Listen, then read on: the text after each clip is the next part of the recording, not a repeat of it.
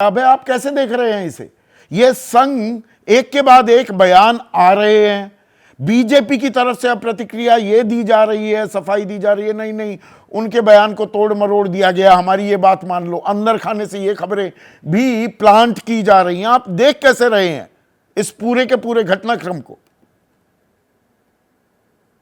देखिए, आशुतोष जी ने जो कहा है उससे लगता है कि उनकी उंगलियां बिल्कुल नब्ज पर रखी हुई हैं। उन्होंने जो बातें कही हैं, मैं उनके विश्लेषण से पूरी तरह सहमत हूं। मैं इसको दो चरणों में देखता हूं। पहला चरण यह है कि राष्ट्रीय स्वयंसेवक संघ बार बार भाजपा को कह रहा है कि आपका नुकसान हुआ है, आपका बहुमत चला गया है, आपकी सीटें कम आई हैं। नरेंद्र मोदी की योजना यह है कि ये बताना हम जीत गए हैं, हम हारे नहीं है चुनाव। भाजपा के प्रवक्ता यानी दो चुनाव परिणामों की दो बिल्कुल अलग अलग रीडिंग है।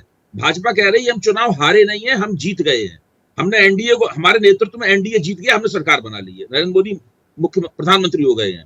और संघ कह रहा है कि आप चुनाव हार गए हैं और हार के ये कारण है। ये है दोनों की मुख्य टकराहट। ये पहला चरण है।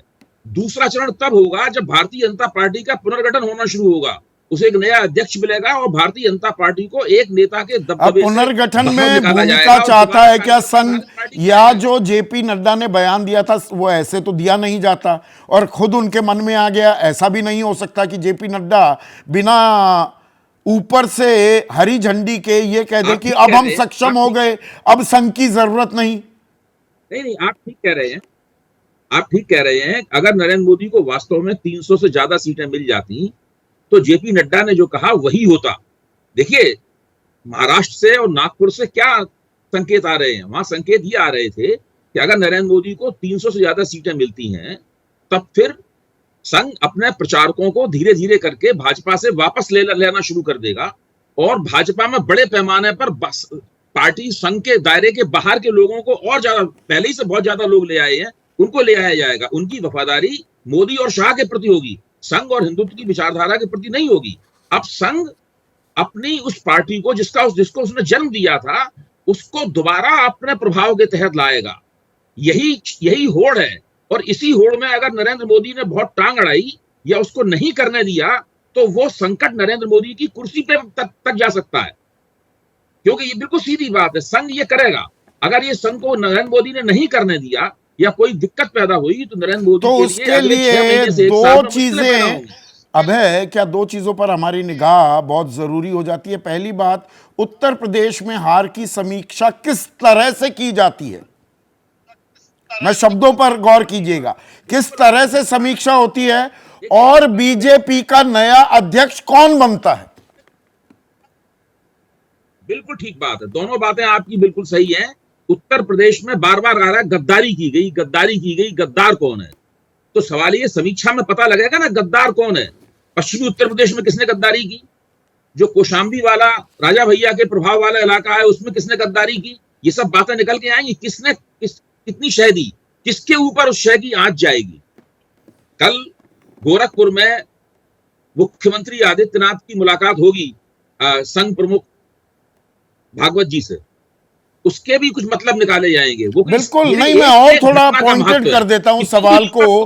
क्या योगी आदित्यनाथ पर हार का ठीकरा फोड़ा जाएगा या टिकट आवंटन जिसके कहने पर किया गया, यानी कि दिल्ली के इशारे से जो फैसले लिए गए, या सांसदों की नाराजगी जो लोकल लेवल पर थी उसे नजरअंदाज किया गया, या वाराणसी की इलाके की 12 सीटों में से 9 सीटें बीजेपी हार गई, क्या ये भी समीक्षा के दायरे में आएंगे? यहां जिम्मेदारी तय होगी क्या? हर चीज समीक्षा के दायरे में आएगी। देखिए, समीक्षा तो यह भी होनी चाहिए कि 33 सीटें भाजपा ने जीती हैं वो कैसे जीती, और जो 43 हार गई वो कैसे हार गई। और देखिए, समीक्षा तो पूरी होनी चाहिए। देखिए, जिन लोगों से रिपोर्ट मांगी जा रही है उन लोगों ने कभी फीडबैक ये भी तो दिया था कि ठीक है, तो ये लड़ाई ये दरअसल क्लियर एंड प्रेजेंट एक तसल शुरू हो गई है। 20 सेकंड का मैं कमेंट चाहूंगा प्रभु आपसे आखिर में। ये लंबी चलने वाली लड़ाई है, ये आपसी छोटा मोटा मन मुटाव है, या दरअसल कोई कोर्स करेक्शन करने की कोशिश की जा रही है? और यूपी में क्या किया जाता है, कैसी समीक्षा और अध्यक्ष कौन बनेगा बीजेपी? दरअसल उन जवाबों में इन सवाल जो हम खड़े कर रहे हैं वो पेश होते आएंगे। संदीप, आपने जितना सवाल लगाने में समय लिया उतना समय दे दीजिए। बिल्कुल प्लीज। पहला सवाल का यूपी का दूंगा। आप यूपी के ऊपर बार बार बिल्कुल कंसंट्रेट करें सवाल यूपी के ऊपर। भाई फडणवीस साहब वहाँ पर 28 सीटें लड़े, 9 जीते, तो उसके ऊपर कोई नहीं इंक्वायरी समीक्षा होनी चाहिए। वो भी सोचने की बात है। राजस्थान के अंदर आपके बजरंग लाल शर्मा बैठे हुए हैं, वहाँ 11 सीटें हार गए आप, उस पर क्यों नहीं होनी चाहिए? तो यूपी के ऊपर फोकस क्यों? क्योंकि एक इंटरनल डायनेमिक्स ऐसी है यूपी के बारे में जिसके ऊपर आप योगी जी के ऊपर एक फोकस करना चाहते हैं। तो मेरे को लगता है कि बीजेपी नॉर्थ और वेस्ट के अंदर 83-80 की सीटें आ रही हैं। अगर उड़ीसा के अंदर और तेलंगाना के अंदर जीती तो 200 पे आ जाती सीटें जा करके।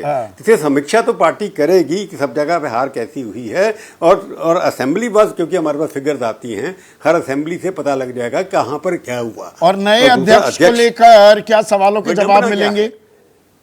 हाँ, वही उसी का आराम है। मैं कह रहा हूँ सबसे बड़ी पार्टी हिंदुस्तान की, क्या वर्ल्ड की सबसे पार्टी के अंदर ना कोई प्रधानमंत्री का ऑल्टरनेटिव है और ना पार्टी के अंदर नड्डा के बाद कौन, इसका आंसर भी नहीं है।